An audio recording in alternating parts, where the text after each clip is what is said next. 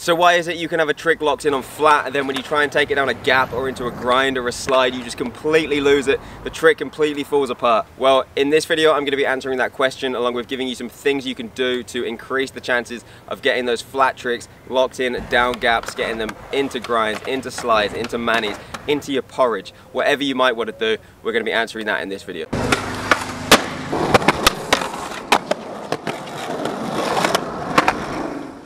So why is it then that tricks that we've got locked in on flat are just so much harder into other tricks or down gaps? Well, one big answer to that question is found in something that we're doing all the time when we skate, something that you've seen 1,000 times, or maybe actually not seen 1,000 times, but it is something that's happening all the time, every single day that you go skate, every single day that someone is skating, this is happening. So I'm going to play these two clips on screen right now, and I want you to tell me what you think is the difference between these two clips. Pause the video, go down to the comment section and make a comment in there before I give you the answer, alright? So the difference between these two clips is literally just this.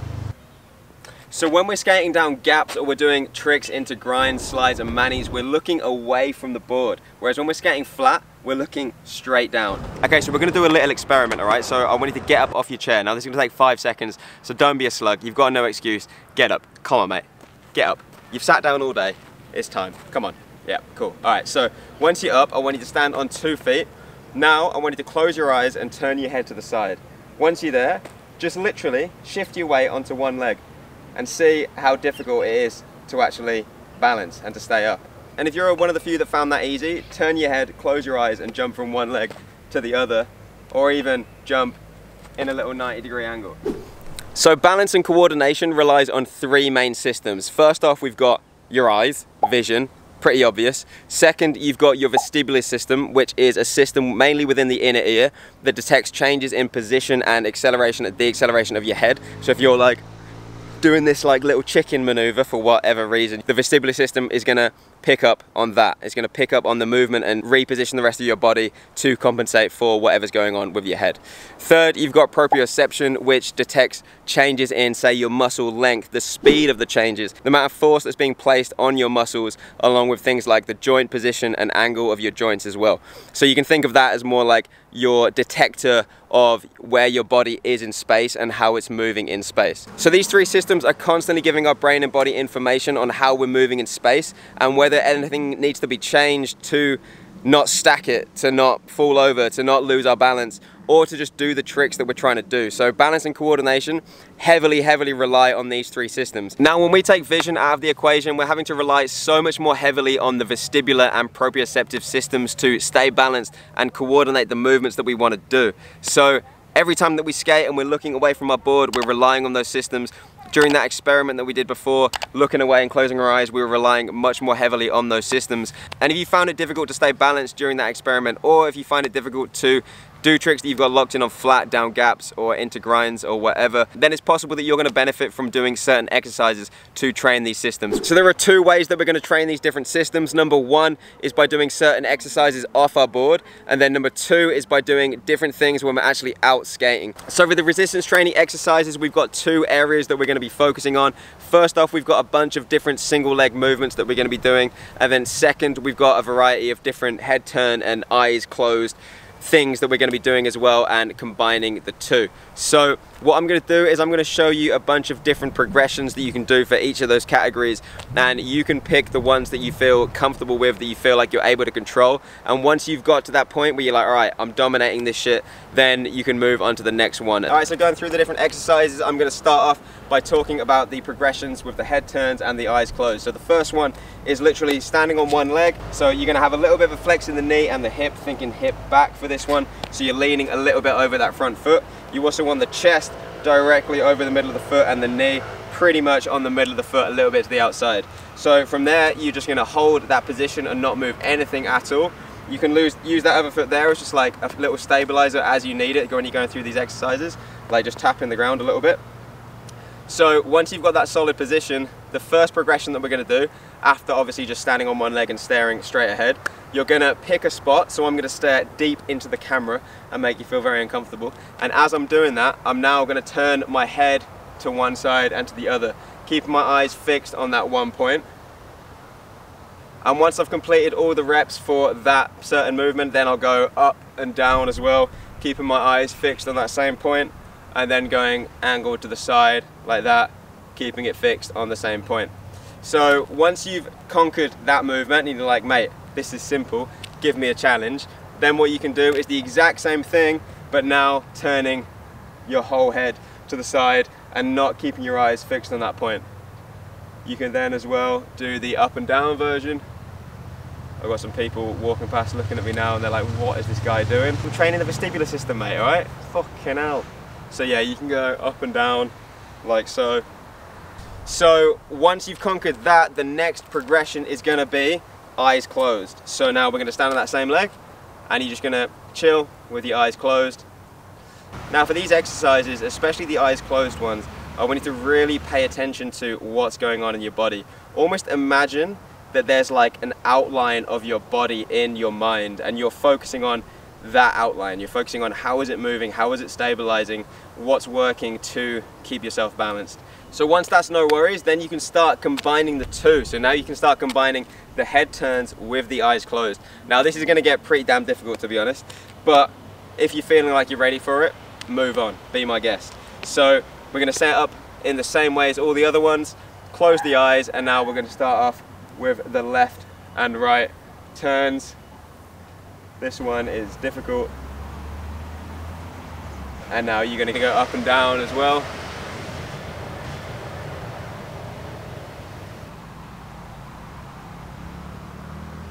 So for every exercise, you're gonna do all of the reps on the one side and then you're gonna do the same on the other side as well. Okay, so now I'm gonna go through the single leg stability progressions. The first one being a single leg mini hop in both directions, landing on the same leg. Now we're not going distance for this, we're going a distance that we can actually control. So I'm just gonna do a little hop in that direction, trying to stabilize and land in that same single leg stance that I just described before. Nice flex in the knee and the hip, chest over the middle of the foot, knee roughly in line as well. And then we're gonna hop back, trying to land, absorb it. Now once that's simple, and once you feel that's under control, you can start turning your head in one direction, keeping your eyes fixed on a point, and then doing the jumps in that direction. Then you're gonna swap sides and do the same thing. I should have put the camera in front of me for this, but you get the gist of it. Then you'll move on to looking up and keeping your eyes on that fixed point, jumping, looking down, eyes on the fixed point, and then you can go ahead to the side. Then the next progression is gonna be fully staring to one direction, jumping in both directions with that head turned to the right, then swapping to the left, and doing the same thing, trying to land with nice mechanics every time. Once you've got that under control, you're gonna go on to eyes closed. Now this is when it's gonna get pretty damn difficult, to be honest. So straight ahead, eyes closed, jump, try and stabilize. Remember to imagine that kind of outline of yourself in your mind. So now we're gonna go eyes closed plus with the head turns. So starting off eyes closed, looking to the right, I'm gonna hop, stabilize, jump back in that opposite direction, and then look to the left and do the same thing.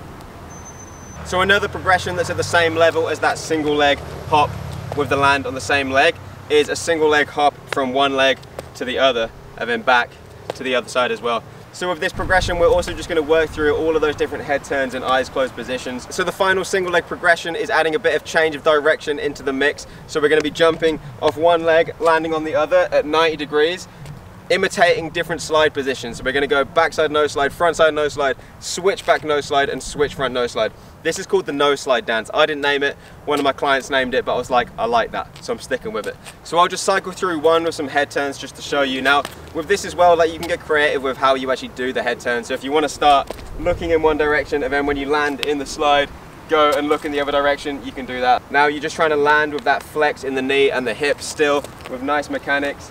Now it's also really cool with this one to like actually imagine that you're doing the slide. That's also going to help with the carryover from the exercise to skating. So if I'm doing a front nose, I'll imagine I'm literally landing in that slide position. So with this progression, we're also just going to work strategically through all of those different head turns and eyes closed positions. So for those different resistance training exercises, just work through them progressively, only moving on to the next one when you feel like you can really control the last one. And just add them into whatever workout program that you're doing. If you don't have a workout program and you don't know how to progress these kinds of exercises, then you can check out the MBD program. I'll put a link down in the description below.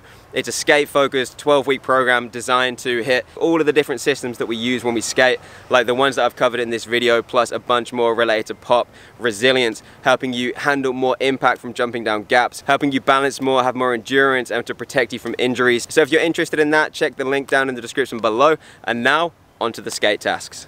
So next up, we've got all the different things you can do when you're actually skating to work on these different systems. Now, I've also put these in what I think is like the best order. So pick some different tricks that you're going to work on, and then you can go through this little list of progressions that I've outlined. So when it comes down to the head turn in skating, let's say you're skating a gap, what you'll notice is that the person's looking away, but then as they actually go to land on the board, the head looks back at the board to obviously like make sure that you're gonna land on it, or if you've kicked it away, not land on top of the board and like sprain your ankle or whatever it might be. So the head turn works by looking away, and then as you've popped, you'll then actually start looking at the board. So the first thing that we're going to be doing is focusing on getting our feet in the right position without looking at the board.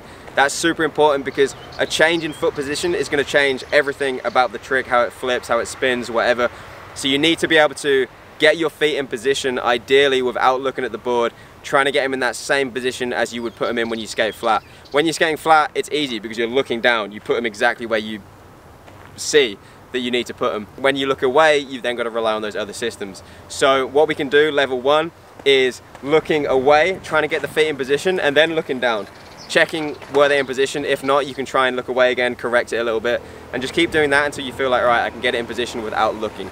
So next up, what you're going to be doing, let's say if you've picked a kickflip, you're going to be looking just a little bit towards the nose of the board. So you're not looking straight down now when you're doing the trick, you're looking just a little bit towards that nose. So what's going on with your feet and getting it in position is kind of happening in the peripheral vision. So you're going to try and do the trick, and then once you've popped it, you can then just look back as normal to the trick.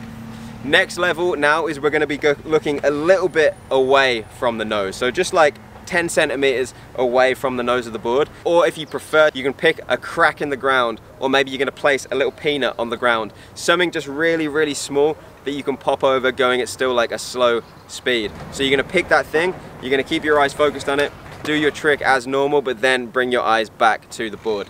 And the final step is literally now just going to be taking it down a spot. So if you're doing a trick down a gap, you start off by just doing it down a curve, maybe a couple of like 2-stair, 3-stair, whatever it might be, and just gradually progressing little by little as you feel more comfortable.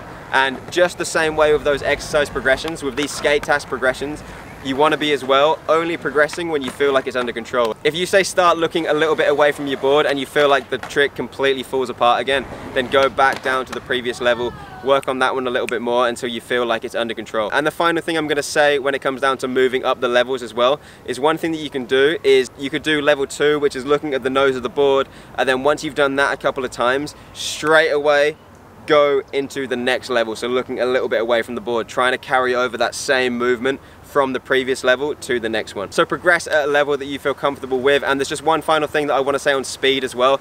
That speed is going to make all of this whole process much more difficult. So think of speed as another thing that you can progress to. So hopefully that's helpful. Let me know down below if you've enjoyed this, if you like this video. Also, don't forget that I've put a link for the MBD program down in the description below.